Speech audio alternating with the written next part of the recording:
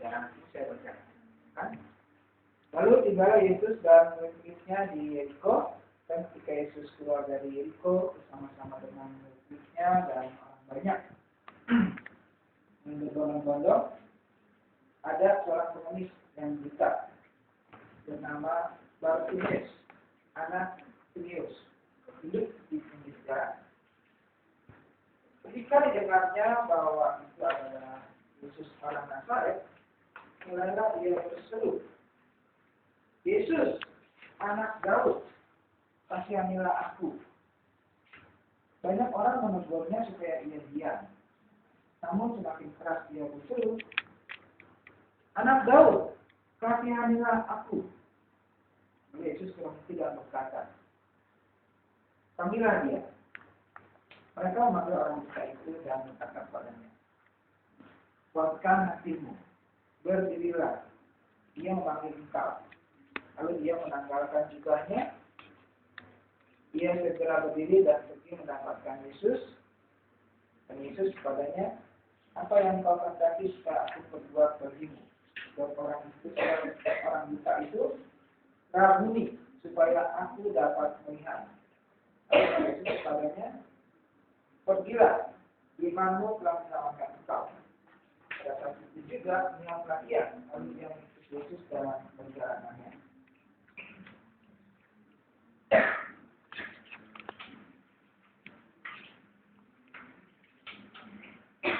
Nah, saudara Kristen Yesus, saya yakin kita sudah sering banyak mendengar firman Tuhan mengenai Bartimeus dan kesembuhannya, tetapi saya tidak akan membahas mengenai hal itu, tetapi yang akan saya lihat di sini, mengapa Tuhan Yesus menyinggung soal imanmu telah menyelamatkan engkau. Jadi memang peristiwa di sini kita lihat Yesus dikatakan dan murid-muridnya tiba di kota Yeriko. Ya, kota Yeriko ini memang kota pertama di mana Tuhan Yesus, di mana orang Israel merebut tanah Kanaan, yaitu kota di mana Yeriko adalah tempat yang disalahkan yang pertama kali, di mana mereka harus memutari kota itu sebanyak 1 kali 1 hari, kemudian hari yang ke-7 7 kali. Kota Yeriko memang cukup terkenal dan sangat penting. Dan sampai zaman Yesus, mereka juga tetap, kota itu tetap ada. Nah, di situ dikatakan ketika Yesus keluar dari kota Yeriko bersama-sama dengan murid-muridnya, dan orang banyak yang berbondong-bondong, ada seorang pengemis yang buta bernama Bartimeus, ya, orang anak Timeus, duduk di pinggir jalan. Ketika didengarnya bahwa itu adalah Yesus, orang Nazaret, maka ia berseru, "Yesus, anak Daud, kasihanilah aku." Nah, Bartimeus bertanya, "Siapa itu?" Karena dia buta, nggak tahu. Kata orang, "Itu adalah Yesus, orang Nazaret." Tetapi kenapa ketika dia orang Nazaret, kok dia panggilnya Yesus, anak Daud, kasihanilah aku? Beda informasi yang disampaikan oleh orang dengan panggilan yang dia sebutkan. Pasti ada sesuatu yang tidak biasa, ya. Orang semua tahu Yesus anak dari Yusuf dan Maria. Mengapa si Bartimeus justru mengatakan bahwa Yesus anak Daud? Pasti di sini ada sesuatu yang diketahui oleh si Bartimeus. Walaupun dia buta, dia tahu dari mana Yesus anak Daud, padahal itu adalah anak dari Yusuf dan Maria. Nah, disinilah yang menjadi penyebab mengapa dia bisa mendapatkan imanmu telah menyelamatkan engkau. Jadi ketika kita baca Matius pasal 1 ayat 1, di situ dikatakan, "Inilah silsilah Yesus Kristus, anak Daud." Jadi langsung disebutkan oleh Matius itu adalah anak Daud. Baru anak Abraham. Abraham memperanakan Ishak, memperanakan Yakub dan seterusnya. Jadi, mengapa istilah anak Daud itu menjadi sangat penting dalam kehidupan Tuhan Yesus? Nah, ini berhubungan dengan rencana Tuhan ya, dengan keselamatan yang akan diberikan oleh Tuhan kepada keturunan Adam dan Hawa yang sudah berdosa. Jadi pertama kali ketika Adam dan Hawa berdosa, Tuhan berjanji akan mengutus keturunan perempuan yang akan menjadi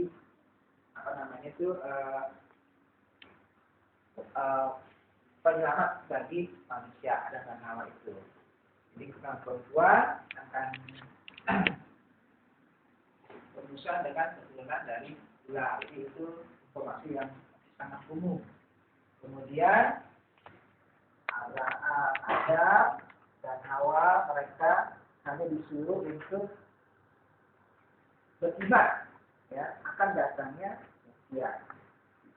Cuma melihat kalau Adam, Hawa dan Tuhan yang beriman kepada Tuhan akan datangnya Mesias, lakukanlah penyembelihan domba ya sebagai gambaran bahwa Adam dan Hawa yang berdosa maka digantikan dengan domba yang harus dibunuh. Jadi tetap dosa itu harus dihukum, tapi bisa digantikan. Itu yang paling sederhana.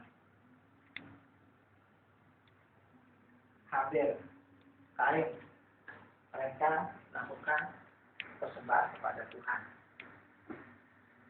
Persembahan Habel, kambing, domba ya.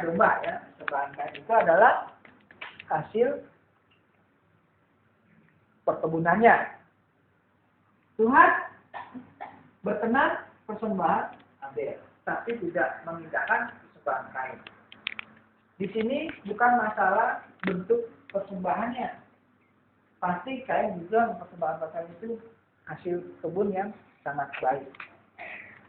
Habel mempersembahkan domba bukan hanya yang sangat baik, tapi memang yang sesuai dengan apa yang Tuhan perintahkan. Tuhan menolak persembahan Kain bukan karena hasil perkebunannya itu busuk-busuk, ya, tetapi Kain dengan sengaja tidak menaati firman Tuhan.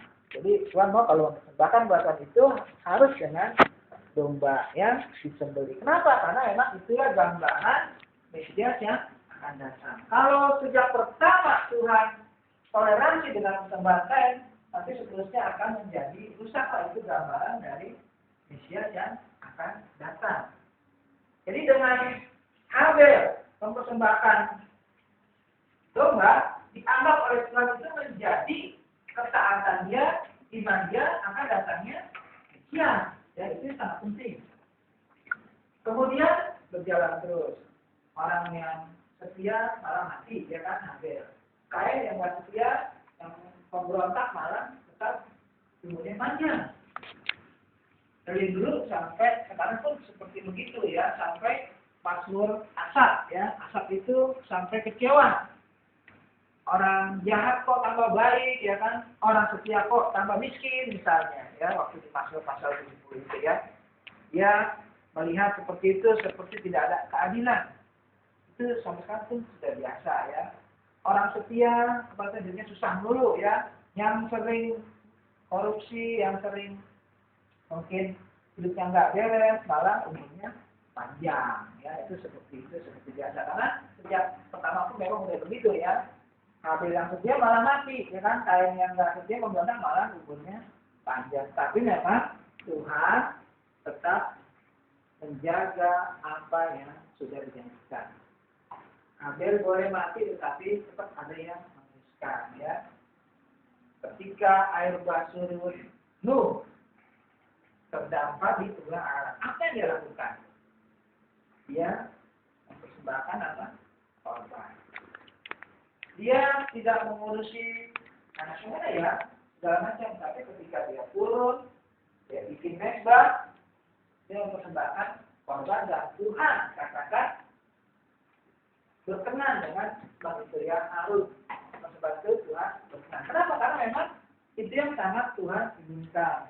Manusia kembali mengingat akan janji Tuhan, ya, sebagai janji Tuhan adalah kedatangan Mesias yang digambarkan dengan kematian dari domba, ya, sembah kambing domba itu darahnya dicurahkan. Nah, setelah itu sudah dilakukan, kemudian sampai kepada zaman Abraham, dan Tuhan semakin jelas dengan janjinya bahwa Abraham akan diberkati Tuhan, punya keturunan yang sangat banyak, punya tanah yang sangat luas, dan melalui Abraham semua bangsa akan mendapat berkah. Dan situ mulai janji Tuhan semakin jelas, dan tiba saatnya semua menaati. Yang paling berat adalah ketika Tuhan memberikan gelar kepada orang Mesir, ya, yang ke-10. Itu adalah kematian anak sulung. Kalau rumahnya, palang pintunya itu, ya, dilumuri dengan darah domba yang sudah disembelih, itu anak sulungnya, kambing sulungnya, ya, bebek sulungnya, pokoknya semua yang sulung-sulung itu tidak akan mati. Tapi kalau di rumahnya itu tidak ada darah yang dioleskan di ambang pintu, siapapun yang sulung di rumah itu akan mati semua. Jadi kok bisa begitu? Karena memang Tuhan sedang menunjukkan bagaimana Mesias akan menyelamatkan orang yang beriman kepada Mesias yang akan datang, ya. Jadi ketaatan